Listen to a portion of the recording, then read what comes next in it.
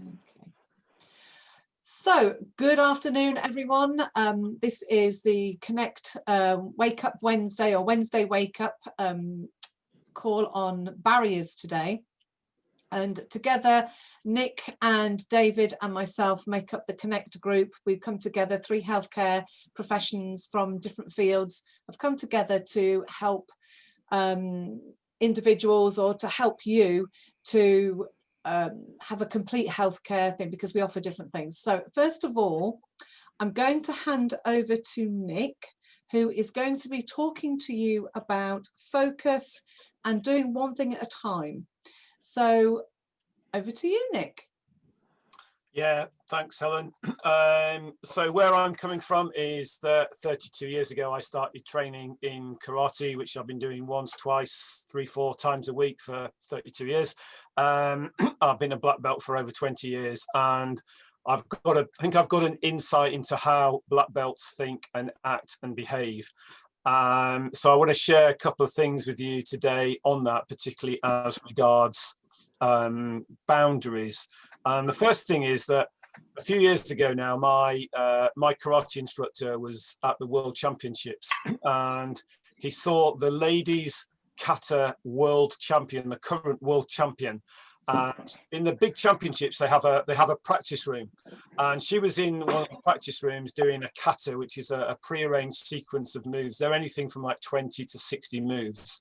Now, if I practice a kata, I go through the whole thing, move 1, 2, 3, 4 slowly, and then I do another slowly, and I might do one medium speed, and so on. And he saw her practicing, and she was doing one technique, doing the technique, coming back, and doing a technique, and coming back, and the same technique. And he said he saw her do that one technique 50 times.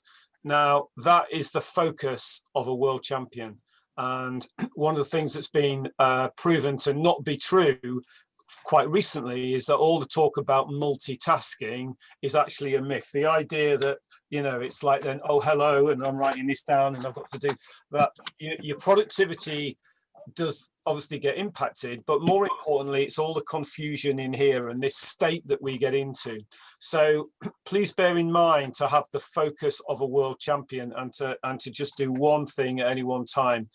The other aspect of the boundary, the whole concept that I want to talk about today is actually to do with Bruce Lee had this thing where he did a circle around himself, and he said, for self-defense, this is my circle of life.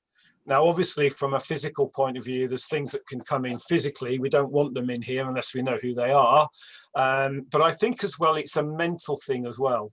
And it's actually taking responsibility, which is what black belts do. Black belts take responsibility for pretty much everything in their life. And it's taking responsibility for what we have let into our circle, whether we are aware of it or not.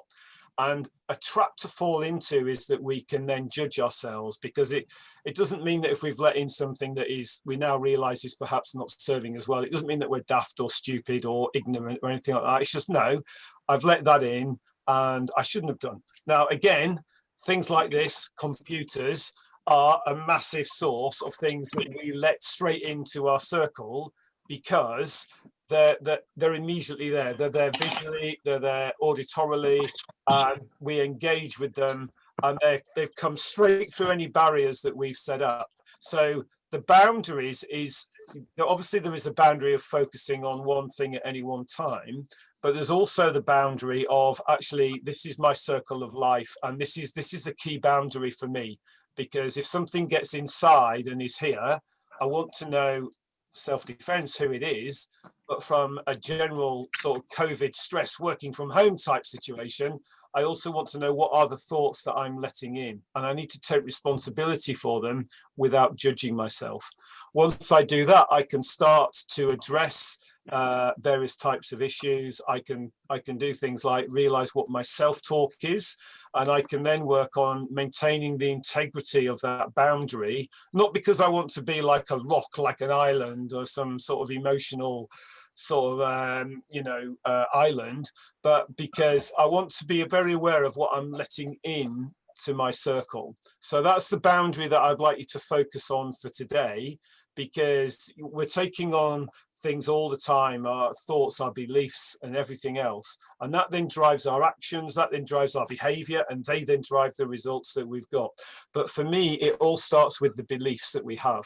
So our beliefs are formed by the boundary that we have around us and letting things through that boundary. So if you're having a belief like right now about maybe working from home, about an aspect of working from home, looking after kids, multitasking, you can't sort out your environment, challenge that belief, because it's only something that you've let through that boundary. It doesn't necessarily have to be your reality.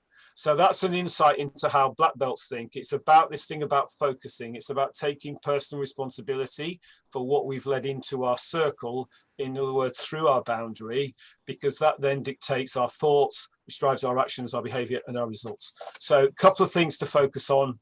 Focus on, get that? A couple of things to focus on for today. So I'm now going to hand over to David. He's going to talk a little bit about the physical side of things, but he's going to talk a bit more as well today about nutrition. So David, over to you. Thank you, Nick.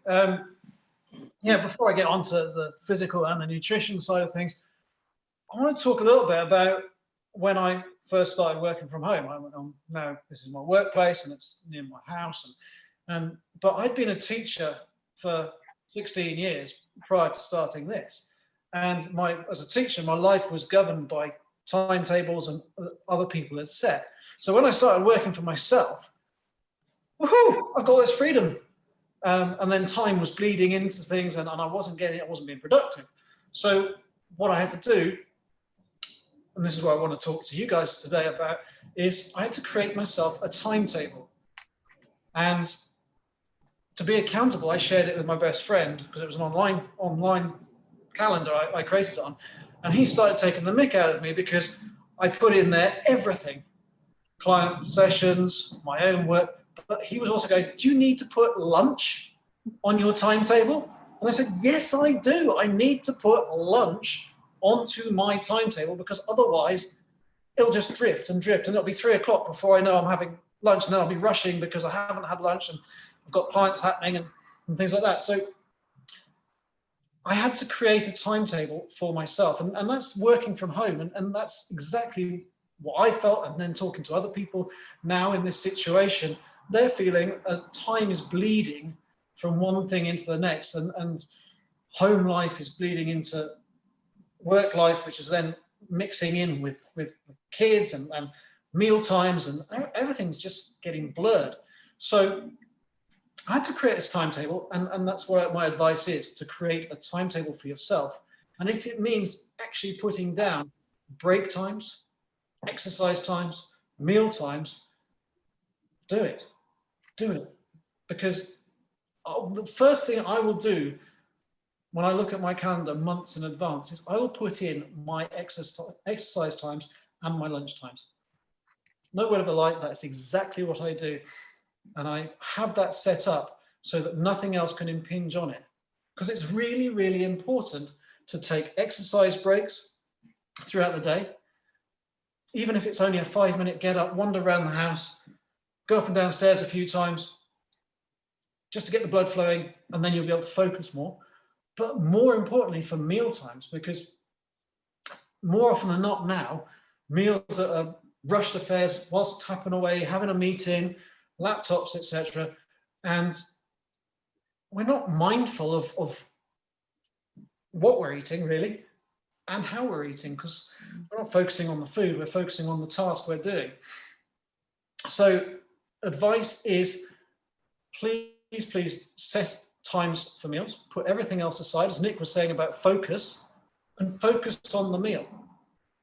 Focus on what you're eating, slow right down. I said it last week as one of my tips, but if you slow right down and focus on what you're eating, the taste, the texture of the food, putting your knife and fork down, or if you're just having a sandwich, putting that down between mouthfuls, it allows your body to reset. And that in itself is a very important thing. Another really important thing to allow your body to reset is making sure you're hydrated. And lots of people work through it and they rush a cup of coffee or a cup of tea in the morning, and then they'll work through till lunchtime, and they'll rush their lunch and then work through till close of play, whenever that might be. And they'll go, oh, and they'll have headaches and feel the mid-afternoon slump. Part of that mid-afternoon slump is because they're not hydrated. They haven't been taking on water through the day. So another really, really good tip is to get a water bottle, a bottle of water, and mark on it, if you can, hours of the day, and try and drink as much through the day as you can. Just going, oh, hang on, it's 11 o'clock, I haven't hit my 11 o'clock target, drinking that. If you haven't got a see-through bottle, just guesstimate and try and drink maybe a bottle in the morning and a bottle in the afternoon. It will help your brain, it will help your productivity, and also help you with your health and well-being.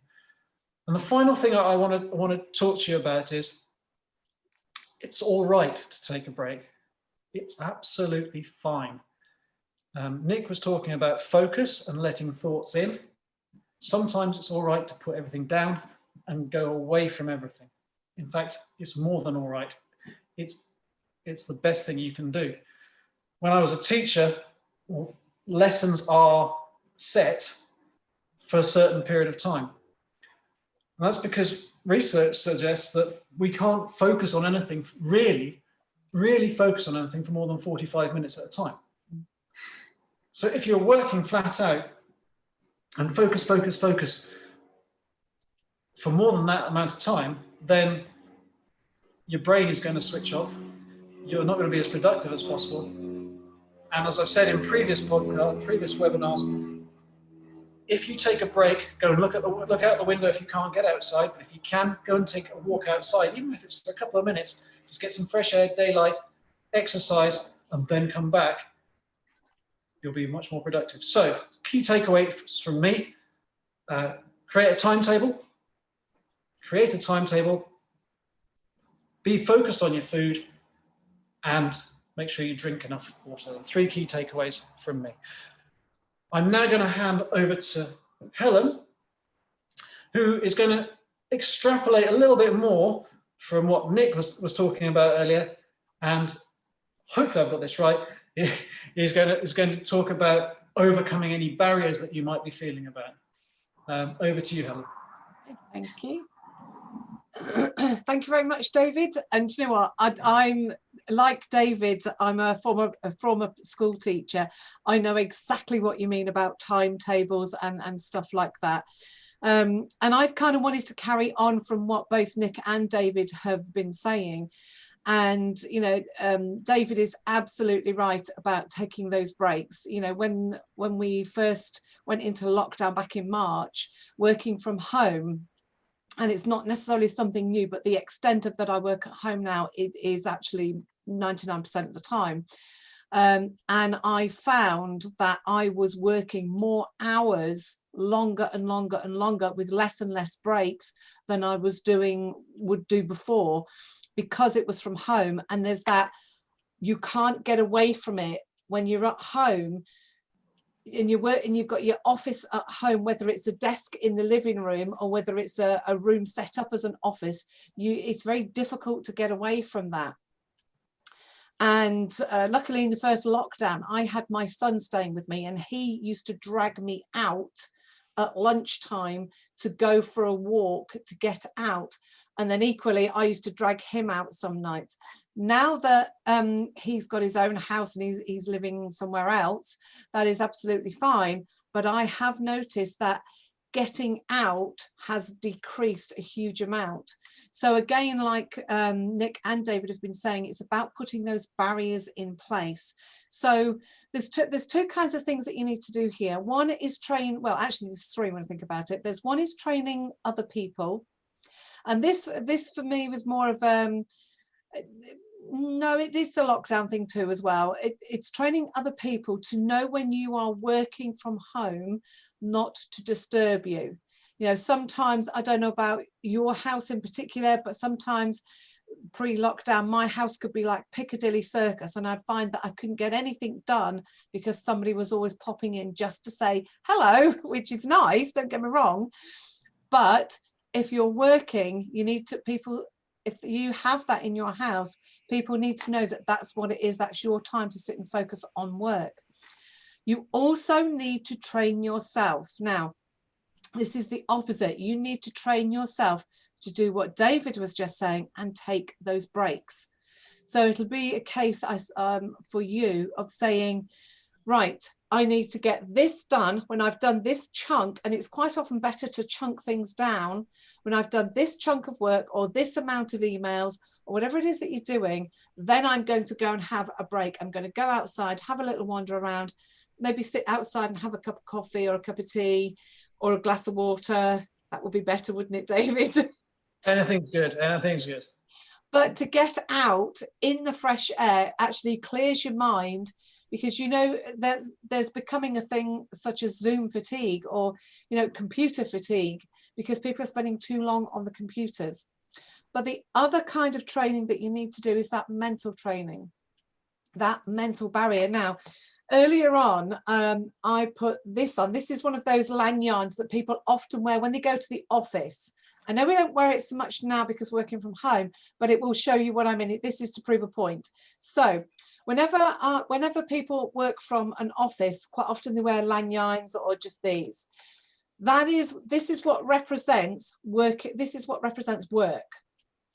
So when you go to work, you put it on, so your mind automatically goes into work mode. You're focused, you know what you've got to do, other stuff stays back. When you get home and you've still got that on, your mind technically is still in work mode. Now, when you're working from home, you have got to create these kinds of signals to your mind that work is finished. So for instance, if you're working from home and you usually finish around, I don't know, let's say 5 o'clock. 5 o'clock comes, whatever represents work for you that you're wearing or that you have, you need to take off and remove. So for me, if it was 5 o'clock, I would say, right, okay, switch my computer off, take my lanyard off, put it down, that's work done. Mentally, I'm letting work go. Now, if you're in a room, if you're lucky enough to have created like an office room at home, or you're still going to the office, the physical way that you can do that, and it works really, really well. I used to do this when I was teaching, because otherwise I'd end up working all night too, and you don't want that, because that will end up in burnout, stress, depression, poor sleep, and a whole shed load of other stuff. We really don't want we really don't want you to go down that road. So if you have got a physical place that you can walk away from, when you get, if it's just say that there's a door, if you get to the door, pause at the door, physically take off the lanyards or whatever represents work. For me at home, it's funny enough, it's my necklace, because I usually wear this when I'm working, so I take that off and leave it on my desk. Mentally just pause for a moment and take off that mental work jacket and put it down by the door, so that you can take a breath, take off that mental work coat, leave it there, and then as you walk over the threshold, you can step into, on the other side, home you. Now, it might sound a simple thing, and it is a very simple thing to do. It takes a little bit of training for you, but it does make a big difference. Now, normally, quite often, most people would have that journey home to allow that adjustment from work to home to continue to flip over. I guess it would be the walk down the stairs. Maybe you need to take yourself out for a little walk around and then come back into the house as if you've been away from home. But it's that mental change, putting those barriers in place mentally and physically to make sure that your work-life balance still continues as it should do, to give you that good amount of work, but also that good amount of rest, because we all need to have that rest so that we can do whatever it is that we're doing to the best of our abilities in the best way possible. So again, my message is the same as David and Nick's. Make sure that you take those breaks. It is okay. In fact, it's actually vital that you do take breaks on and off during the day. You are going to be far more productive if you take those little breaks, even if they're short, 10, 15, 20-minute breaks on and off during the day. You'll go back and find that you can get much more done, or maybe that amount done, but in a smaller amount of time. So your work will be much better quality. Just can I jump in, Helen? Yeah, jump in, please. Well, it was really interesting, because just thinking about taking stuff on and off, that's one of the pieces of advice that I've seen around working from home is make sure you get dressed in the morning. Yes. Go as if you're going to work. And for me, it's really easy because I've got my uniform. When I get home, as in walking through a wall, at the end of the day, I take my uniform off, and that signifies me finishing work. And when I go take the dog out for a walk during the day, this has to come off because I don't want to get muddy and all my branded gear. Yeah. So I put my old jeans on. Drives the dog insane because he suddenly knows we're going for a walk because I've got my old jeans on. But it's I found what you were saying really, really interesting, Helen, and that's something that's really quite simple yet effective. Yeah. For creating boundaries for people. Yeah. Sorry, I didn't mean to interrupt. No, it's good. Thank you very much, David, for saying that. And you're absolutely right, because we do have that set of work clothes, and when you put your work clothes on, again, it's that mental trigger in your mind that I'm in work mode, I'm going to work, and we sort of tend to focus like that. Whereas if we've just sat in our pajamas, and let's be honest, most of us, probably not you, David, but most of us have done that at some point since March. There's been times when I've had my pajama bottoms on underneath, most people have. But when you put on your work clothes, it just sends that trigger to the brain, this is work time. Equally, when you finish, you need to take them off, because again, that signals, all right, this is home time, work's done. And that's what we're talking about, because it is very good and much better for your mental health to have those barriers in. And of course, David helps you with the physical as well. So I hope you have found the webinar today helpful with those barriers in lots of different ways from all three of us, from Nick, David and myself. Next week we are going to be talking about positivity, especially with those short days and long nights coming. Days are getting shorter, and a lot of people are starting to suffer with SADS, the old seasonal affective disorder. So it is very important that we feel that sunlight for the vitamin D. So make sure that you, again, going back to what we were saying about barriers, getting outside physically, even on a dull day, there's going to be sunlight. Getting out is still going to be even more important because we're heading into winter. So next week we are going to be talking about positivity, and we'll all be giving you some wonderful tips to help you with that positive mental attitude, that PMA. And have a great weekend, and hopefully we will see you all next week. Cheers. Bye.